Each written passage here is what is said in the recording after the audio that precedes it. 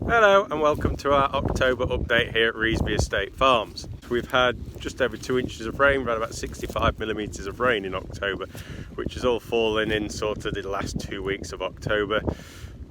We've managed to get most of our winter wheat completed. We would have had it all completed, but we've been waiting on a new drill to come from Horsch. It's the Avatar, it's a direct drill. It completes sort of our direct drilling system. So now I've had a very good question come in on our website from an Eric Phipps. He's asked a very interesting question about our cover crops and how this affects diesel usage and our use of glyphosate. So I thought I'd dedicate this update really to that question because it was quite an in-depth question. So the question from Eric was, after watching our I think it was the August update or September one. He says, I am interested to know if the pre-drilling of vetch and Phacelia eliminates the need for applying glyphosate, and does it control blackgrass? Is drilling done with a disc harrow instead of the plough? And is there an estimate on diesel saved? So yeah, quite a few elements in there. So what I'm going to do, Eric, we'll break them down into their elements and hopefully explain how we actually do things. So when it comes to the growing of our cover crops, I mean the one I'm studying at the moment, it's a multiple of species. So here you can see it, we've got some linseed in here. This is the oil radish going to flower.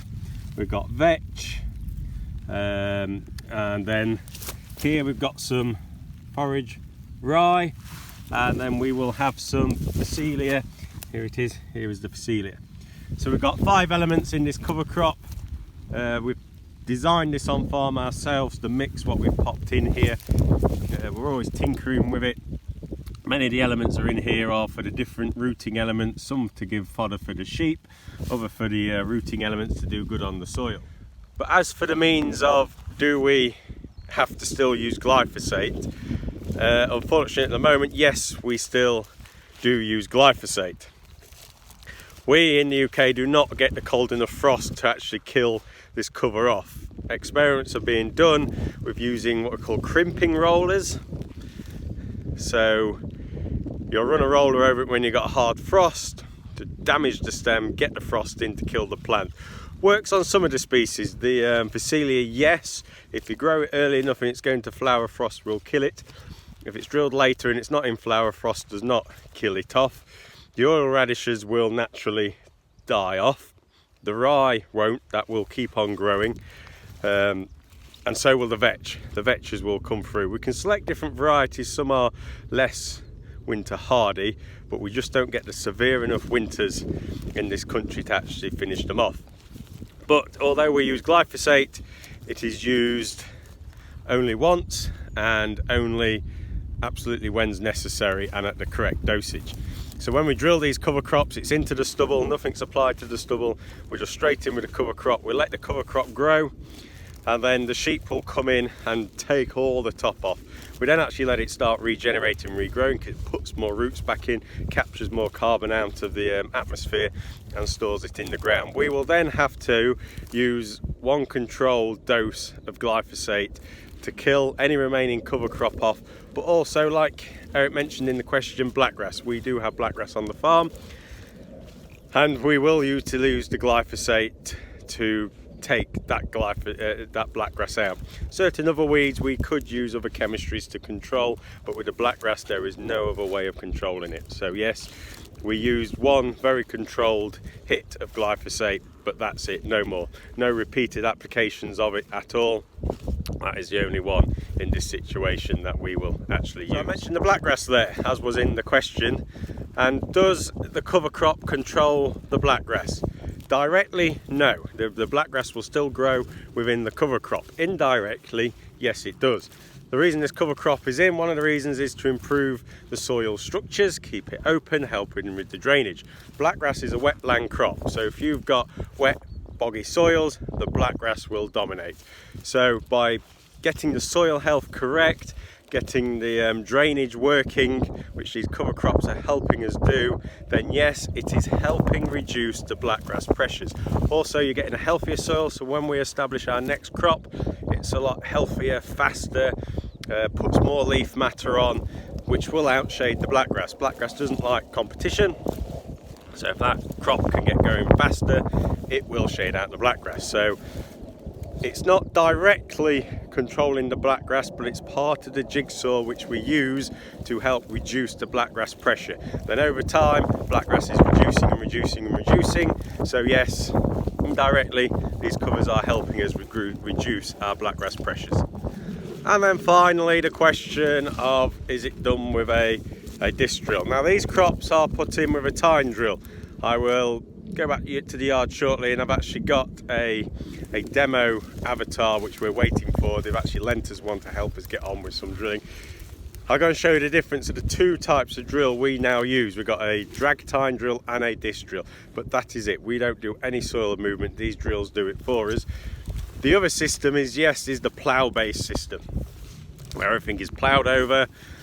Then you have to knock the top down of that plough to get the seed bed. This year, it being extremely dry in the summer, very hard work to plough that soil over, a lot of diesel being burnt, and then because it's so dry and hard, you've had to knock it quite a few times to get it down into a seed bed. We don't have that issue because of the cover crops behind and the way we look after. We're 10 metre controlled traffic, so we're not putting compaction in the soil, so we don't need to take that out.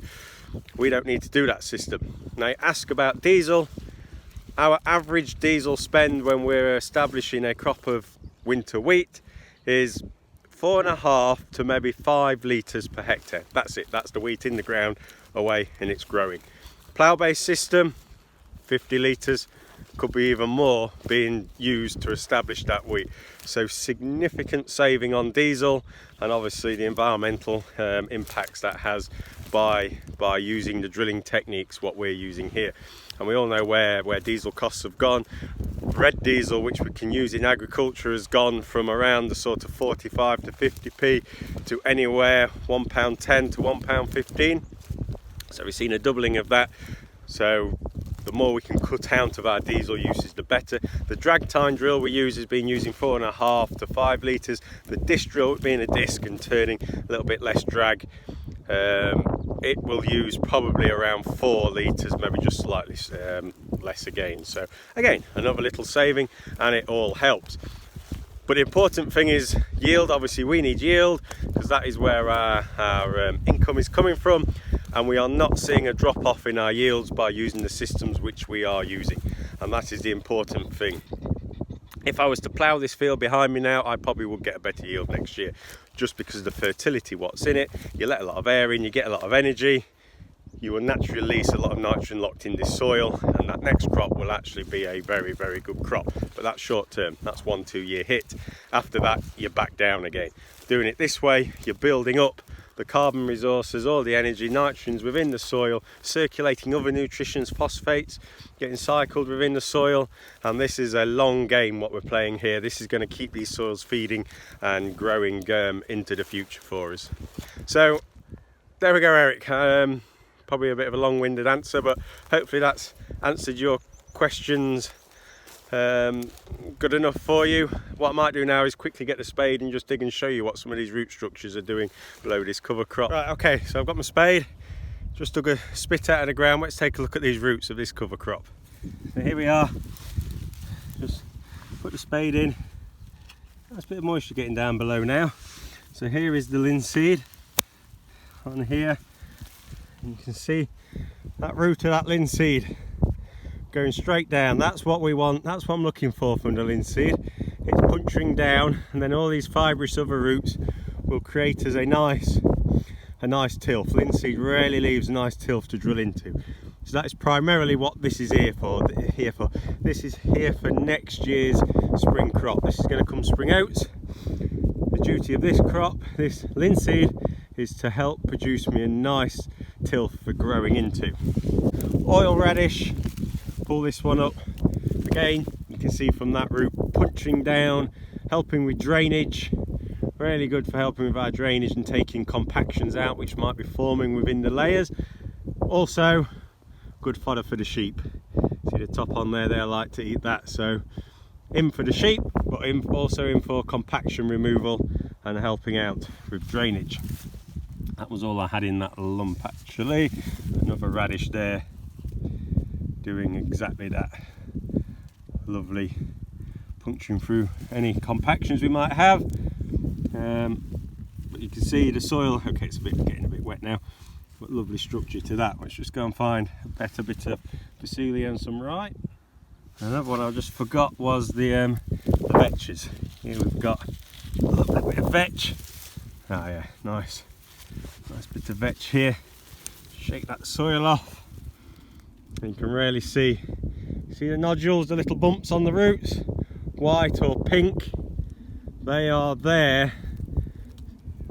They are scrubbing the nitrogen out of the atmosphere. Those nodules there will feed this crop with nitrogen, and after this crop is finished, it will release that nitrogen back into the ground, so we get that nitrogen flush for our next crop of oats we put in, helping us reduce the amount of artificial nitrogen needed. This top will also be good for the sheep to graze on, and again, lovely fibrous roots helping us create the lovely soil structure. This is where I just pulled it out of for us to be able to drill into next year.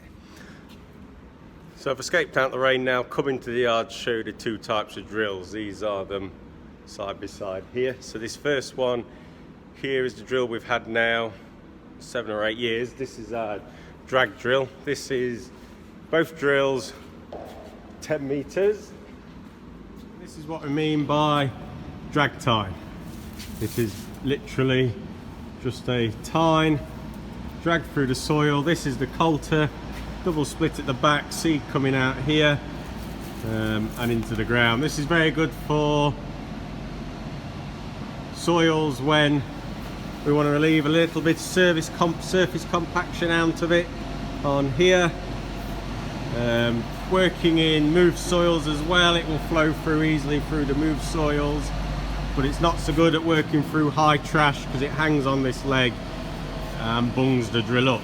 That's when the disc drill comes in. And so this is the demo drill. This is actually 12 meters. We're waiting a 10 meter one of these. It's a little bit muddy because it's been out and it started raining, but this is using a disc. Trying to get a good angle to show you. There's a better angle of the disc. You can see it here. Up there is the coulter, what's popping the seed in the ground. The disc is just cutting through, opening the ground up, putting the seed in. Less soil disturbance, very small soil disturbance, which will help us with our blackgrass controls compared to the drag tine drill, which does boil a bit of soil. And you can see them all folded up there. So that's the drill folded. But we'll try and get some video of this working next month, and hopefully it'll be our 10 meter drill working. So I hope you enjoyed our October update, and then yes, send any questions in you've got, send them to our website at revesbyestates.co.uk and we'll do our best to answer them. Thank you.